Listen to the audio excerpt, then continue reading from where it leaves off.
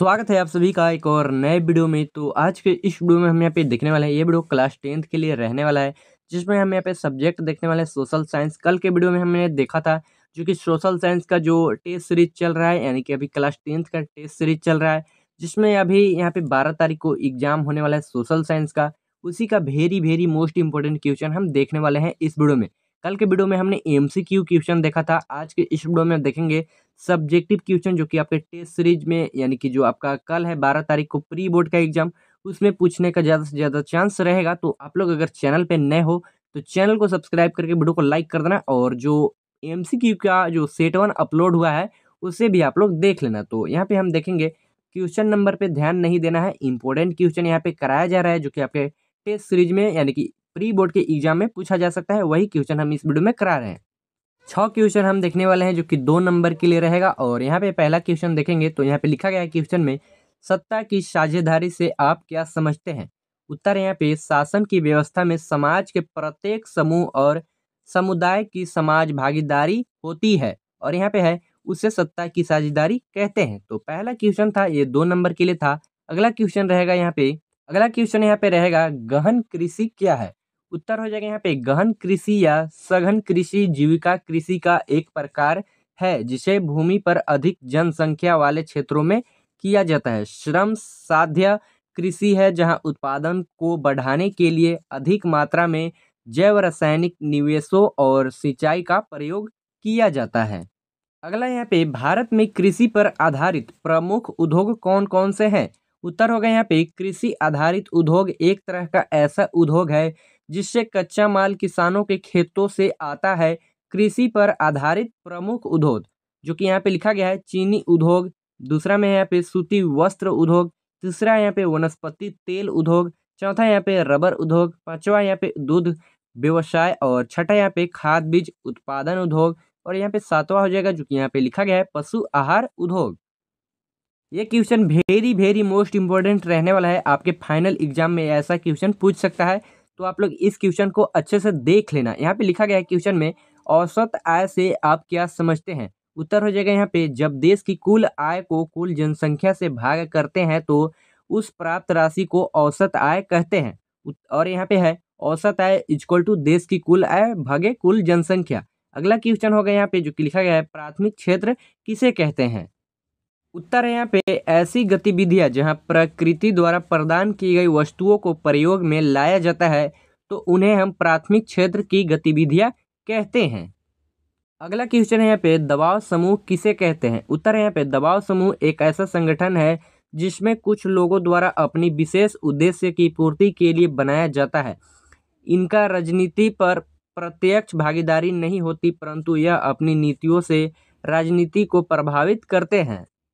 अब हम यहाँ पे देखेंगे 3 नंबर वाले क्वेश्चन, जो कि 5 क्वेश्चन इसमें हम देखने वाले हैं। जो कि यहाँ पे है अगला क्वेश्चन, सत्याग्रह के विचार का क्या मतलब है? उत्तर हो जाएगा यहाँ पे, सत्याग्रह एक ऐसा विचार है जिसमें सत्य की शक्ति पर आग्रह और सत्य की खोज पर जोर दिया जाता है। इसका अभिप्राय यह है कि यदि आपका उद्देश्य सच्चा, यदि आपका संघर्ष अन्याय के विरुद्ध है, तो उत्पीड़क का मुकाबला करने के लिए आपको किसी शारीरिक बल की आवश्यकता नहीं है।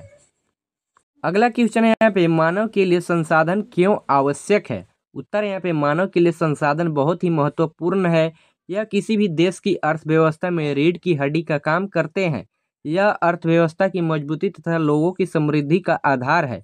उदाहरण के लिए, आरंभिक मानव अपने भोजन के लिए प्रत्यक्ष रूप से पौधों एवं जानवरों पर निर्भर था। बाद में उसने औजारों के प्रयोग, तकनीकी एवं कार्य कुशलता से वातावरण में सामंजस्य स्थापित किया। उसने यह भी अनुभव किया कि उसके लिए क्या क्या चीज उपयोगी है। इस प्रकार के उसके लिए प्रकृति से प्राप्त पदार्थ प्राकृतिक संसाधन बन गया। इस संसाधनों ने मानव की अर्थव्यवस्था के विकास में आधार का काम किया। अतः हम कह सकते हैं कि मानव के लिए संसाधन बहुत ही आवश्यक है। अगला क्वेश्चन है यहाँ पे, नदियों में बांध क्यों बनाए जाते हैं? उत्तर है यहाँ पे, नदियों पर बांध इसलिए बनाए जाते हैं क्योंकि बांध देश की समग्र बुनियादी ढांचे में महत्वपूर्ण भूमिका निभाते हैं। बांध मनोरंजन, बाढ़ नियंत्रण, जल आपूर्ति, जल विद्युत, और यहाँ पे लिखा गया है शक्ति अपशिष्ट प्रबंधन, नदी नेविगेशन और वन्य जीव आवास सहित कई प्रकार के आर्थिक, पर्यावरणीय और सामाजिक लाभ प्रदान करते हैं। ये क्वेश्चन आपके फाइनल एग्जाम में 2 नंबर के लिए पूछ सकता है, जो कि यहाँ पे लिखा गया है सरकार के प्रमुख अंग कौन कौन है। उत्तर हो जाएगा यहाँ पे सरकार के प्रमुख 3 अंग है। कौन कौन से 3 अंग है? पहला में यहाँ पे लिखा गया है विधायिका, दूसरा में यहाँ पे लिखा गया है कार्यपालिका और तीसरा में यहाँ पे लिखा गया है न्यायपालिका। ये very very most important question है। अगर एग्जाम में पूछेगा तो 2 नंबर के लिए क्वेश्चन पूछ सकता है। अगला क्वेश्चन है यहाँ पे लोकतंत्र के लिए राजनीतिक दल क्यों आवश्यक है। उत्तर है यहाँ पे पहला, राजनीतिक दल को लोकतंत्र का प्राण कहा जाता है।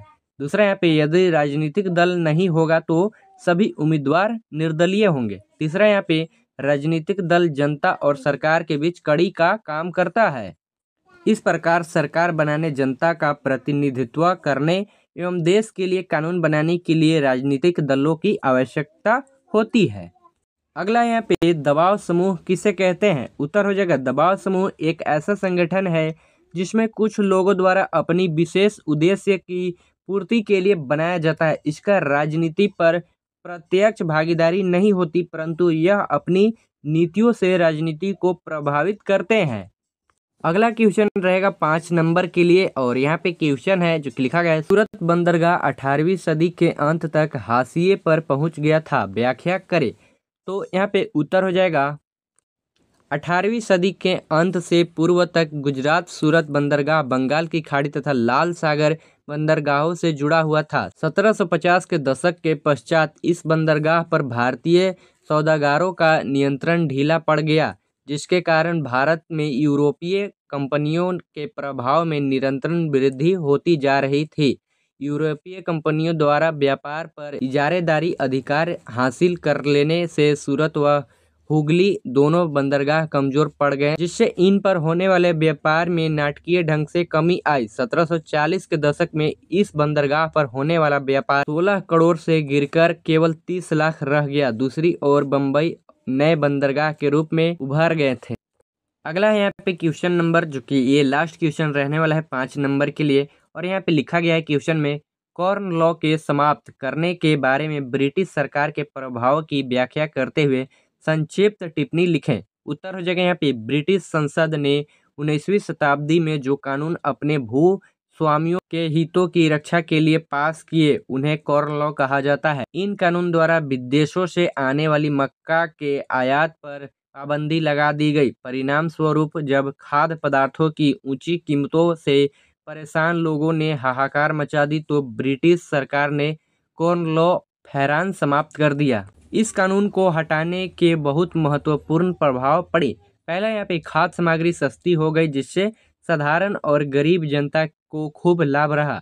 दूसरा यहाँ पे जब खाद्य पदार्थ सस्ते दामों में ब्रिटेन आने लगे तो वहाँ के भूस्वामी बर्बाद हो गए। तीसरा यहाँ पे खेती करने वाले बहुत से किसान बेरोजगार हो गए और लोग नौकरी की तलाश में शहरों की ओर जाने लगे। तो यही था आज का, चूँकि प्री बोर्ड के एग्जाम में आपका पूछा जा सकता है। ये very very most important question रहा। तो हम मिलते किसी और वीडियो में। आप लोग सब्सक्राइब करके वीडियो को शेयर कर देना। तब तक के लिए बाय बाय।